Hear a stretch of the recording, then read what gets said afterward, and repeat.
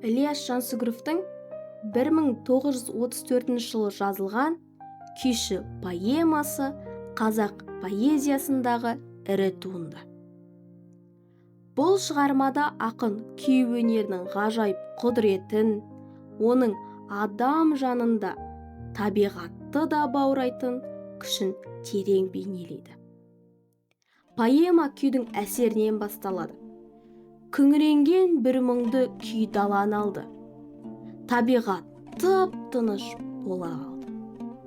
Қырдағы қоян, құлан құлақ тігіп, қамыстан жолбарыста ыңыранды. Оқиға арқадан Алатауға бет алған хан кененің ордасынан басталады.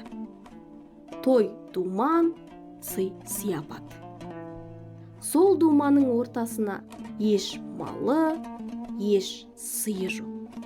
Бірақ жүрегінде өнері бар кедей күйші келеді. Оның домбыра үні жұртты бір сәтте тына қалдырады.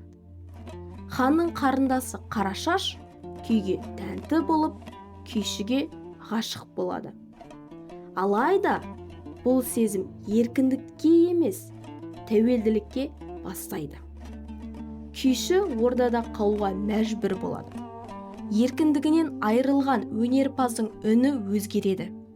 Бірақ оның ішіндегі азат рух сөнбейді. Махаббат пен бостандық арпалысады. Күйші бір сәтте өз жүрегінің шындығын айтады. Бірақ тілек бостандық. Сол кезде Қарашаштың да жүрегі жұмсарады. Жеңілді қыз жүрегі, ақыл жеңді. Қызарды қыздың беті, тағы өзгерді. Тастама домбыраңды, күйді ұмытпа. Күйші атқа мініп, еліне қайтады.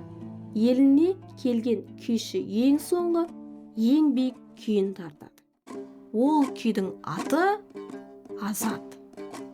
Күйші поэмасы өнердің құдіреті, рухтың еркіндігі, жүректің адалдығы туралы шығарма. Өнер құл болмайды, күй халықтың мәңгілік жаны.